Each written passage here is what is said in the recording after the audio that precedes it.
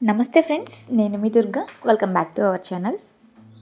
ఈరోజు మన ఛానల్లో ఈ వర్షాకాలంలో ఏదైనా తినాలనిపించినప్పుడు చాలా స్పైసీగా వేడి వేడిగా ఇలా ఎల్లిపాయ కారం భక్ష్యాలనైతే చేసి చూపించబోతున్నానండి. టేస్ట్ మాత్రం వేరే లెవెల్ ఉంటుంది. ఈ వర్షాకాలంలో వర్షం పడుతున్నప్పుడు ఏమైనా వేడి వేడిగా తినాలనిపిస్తే ఈ రెసిపీని ట్రై చేసి చూడండి.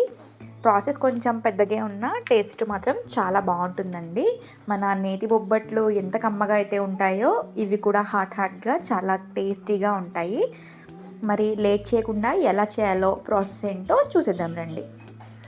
ఈ రెసిపీ చేయడం కోసం మనము ముందుగా ఒక గంట ముందు ఒక కప్పు శనగపప్పుని నీట్గా వాష్ చేసుకొని 1 అవర్ పాటు నానబెట్టుకొని ఆ తర్వాత వాటర్ అంతా తీసేసి ఒక 10 మినిట్స్ పక్క నుంచి ఆ తర్వాత ఇలా తీసుకోవాలండి. ఇలా ఒక క్లాత్ మీద మనం వాష్ చేసుకొని ఇలా నానబెట్టుకున్న పప్పునంతటిని ఇలా క్లాత్ మీద వేసేస్తే ఈ పొడి క్లాత్ అంతా దీనిపైన ఉన్న ఎక్సెస్ వాటర్ని పీల్ చేసుకుంటుంది. మనం ఈ రెసిపీ చేయడానికి ఈ శనగపప్పులో అస్సలు కొంచెం కూడా వాటర్ అనేది ఉండకూడదు. సో అలా మనం ఆల్రెడీ వాష్ చేసుకొని కొంచెం సేపు పక్కన పెట్టినాక కూడా అందులో కొంచెం చెమ్మ అనేది ఉంటుంది కాబట్టి అది కూడా పోవడానికి ఇలా క్లాత్ పైన వేసి ఒక 10 నిమిషాల పాటు ఫ్యాన్ కింద ఆరబెట్టేసుకోవాలి.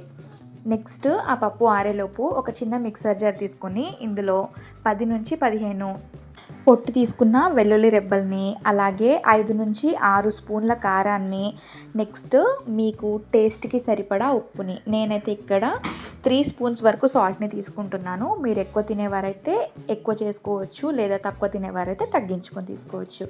నెక్స్ట్ 1 టీ స్పూన్ వరకు ధనియా పొడిని, 1 టీ స్పూన్ వరకు జీలకర్రని, అలాగే 5 లవంగాలని కూడా తీసుకొని ఇందులో అవసరమైతేనే కొంచెం 1 టీ స్పూన్ వరకు వాటర్ని యాడ్ చేసి ఇలా ఈ కారం ముద్దని ప్రిపేర్ చేసుకోవాలండి. మనము ఈ కారం అనేది అస్సలు పల్చగా లేకుండా చూసుకోవాలి. ఇలా గట్టి ముద్దలాగా ఉండాలి.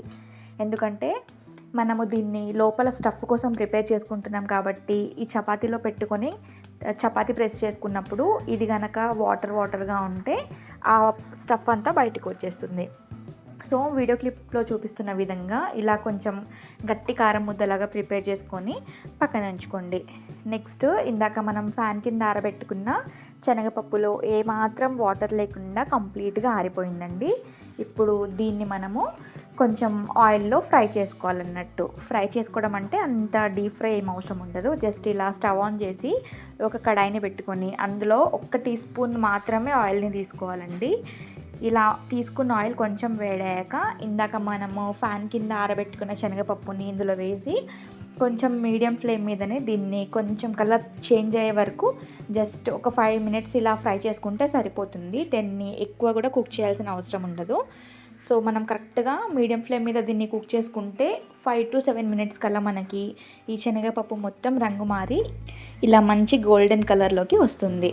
నెక్స్ట్ ఈ స్టేజ్కి వచ్చాక స్టవ్ని ఆపేసి దీన్ని కంప్లీట్గా చల్లారే వరకు పక్కన ఉంచేయండి.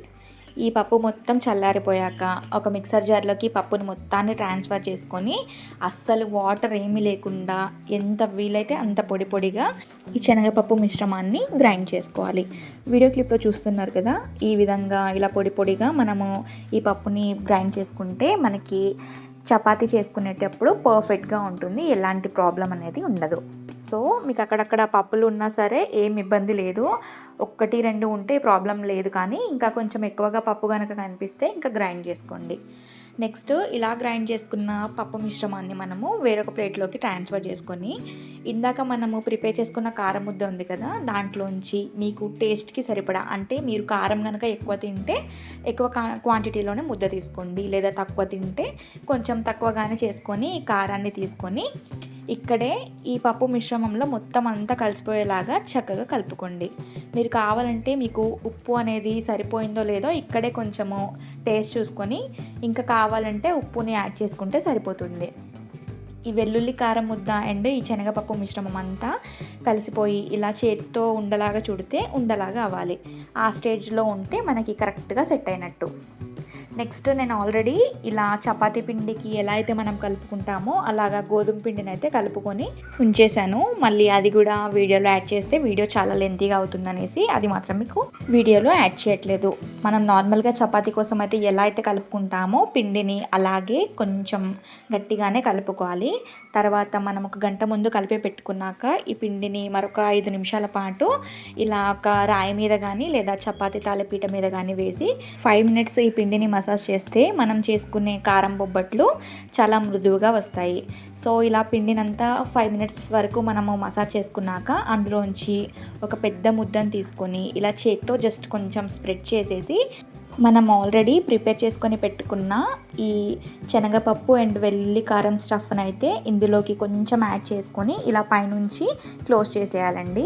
ఇలా క్లోజ్ చేసుకున్నాక ఒకసారి పొడిపిండి చల్లుకొని మొత్తం అంతా కంప్లీట్గా ఎక్కడ కూడా గ్యాప్స్ లేకుండా సీల్ చేసేసి ఇలా లైట్గా మరీ అంత గట్టిగా ప్రెస్ చేయకుండా ఇలా జస్ట్ పైన ఒక చపాతీ లాగా ప్రిపేర్ చేసుకోవాలి. మీరు ఇలా ప్రిపేర్ చేసినప్పుడు మీకు ఎక్కడైనా కొంచెం హోల్ పడి లోపల స్టఫ్ బయటకు వస్తున్నట్టు అనిపిస్తే ఇంకా అక్కడ మాత్రం దాన్ని మళ్ళీ టచ్ చేయకుండా వదిలేయండి.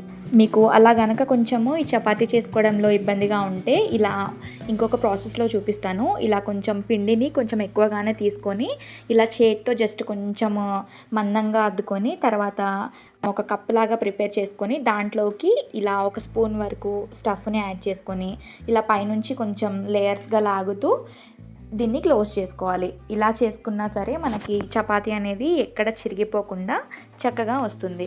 నెక్స్ట్ ఫ్లోర్ పైన కొంచెం పిండిని చల్లుకొని జస్ట్ ఫస్ట్ అయితే ఇలా చేతితో వేళ్ళతో కొంచెం వరకు అద్దాలి. ఇలా ఈక్వల్గా స్ప్రెడ్ చేసుకున్నాక చపాతీ కర్రతో ఇలా రౌండ్గా మనము ప్రెస్ చేసుకుంటే మనకి చపాతీ అనేది ఇంకా పర్ఫెక్ట్గా వస్తుంది. నేను చూపించిన 2 ప్రాసెస్లలో మీకు ఏది ఈజీగా ఉంటే దాన్నే ఫాలో అవ్వండి.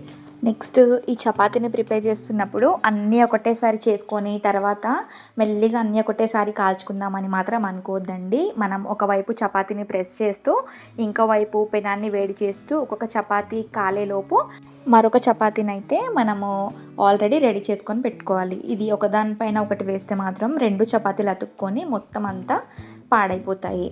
ఇలా స్టవ్ ఆన్ చేసుకొని మనం చపాతీ కాల్చుకునే పెనం కానీ లేదా ఇలాంటి కడాయి కానీ వేడి చేసుకొని దాంట్లోకి చపాతీ వేసుకొని మనం చేసుకునే చపాతీలన్నిటినీ చాలా లో టు మీడియం ఫ్లేమ్ పైనే కాల్చుకోవాలండి. ఎందుకంటే ఇవి చాలా మందంగా ఉంటాయి కాబట్టి మీరు కనుక హై ఫ్లేమ్ మీద వీటిని కాలిస్తే పైన మాత్రమే కాలిపోతుంది, లోపలంతా పచ్చిగా ఉంటుంది. సో మీడియం ఫ్లేమ్ మీద అటు ఇటు టర్న్ చేసుకుంటూ కొంచెము నెయ్యిని కానీ ఆయిల్ని కానీ అప్లై చేస్తూ మీడియం టు లో ఫ్లేమ్ మీద ఈ చపాతీలను కుక్ చేసుకుంటే లోపలి వరకు కూడా చక్కగా కుక్ అయ్యి తినేటప్పుడు చాలా మెత్తగా చాలా మృదువుగా ఉంటాయి. ఇంకా సేమ్ మనం తీసుకున్న పిండి మొత్తాన్ని స్టఫ్ మొత్తాన్ని ఇలాగే అంత పిండికి అండ్ స్టఫ్ అంతా సరిపోయేలాగా అరేంజ్ చేసుకొని ఇలా ప్రెస్ చేసుకొని కాల్ చేసుకుంటే ఎంతో టేస్టీ స్పైసీ ఎల్లిపాయ కారం బొబ్బట్లు అయితే రెడీ అయిపోయినట్టే అండి. ఇవి మనకి వర్షాకాలంలో వర్షం పడుతున్నప్పుడు ఒక్కసారి ప్రిపేర్ చేసుకొని చూడండి. అటువైపు కూల్ వర్షంతో పాటు ఒకవైపు హాట్గా చాలా అంటే చాలా బాగుంటాయి. వీటిని వేడిగానే ఉన్నప్పుడు తింటే అసలు వేరే కర్రీ కూడా అవసరం ఉండదండి, చాలా అద్భుతంగా ఉంటాయి. మరి మీరు కూడా ఒకసారి ట్రై చేసి మీకు ఎలా కుదిరిందో మీ ఫీడ్బ్యాక్ని నాతో కామెంట్ సెక్షన్లో షేర్ చేసుకుంటారని కోరుకుంటున్నాను. అలాగే వీడియో కనుక నచ్చినట్లయితే లైక్ చేసి మీ ఫ్రెండ్స్ అండ్ ఫ్యామిలీతో షేర్ చేసుకొని మరిన్ని వీడియోస్ కోసం మన ఛానల్ని సబ్స్క్రైబ్ చేసుకోండి. Thank you for watching.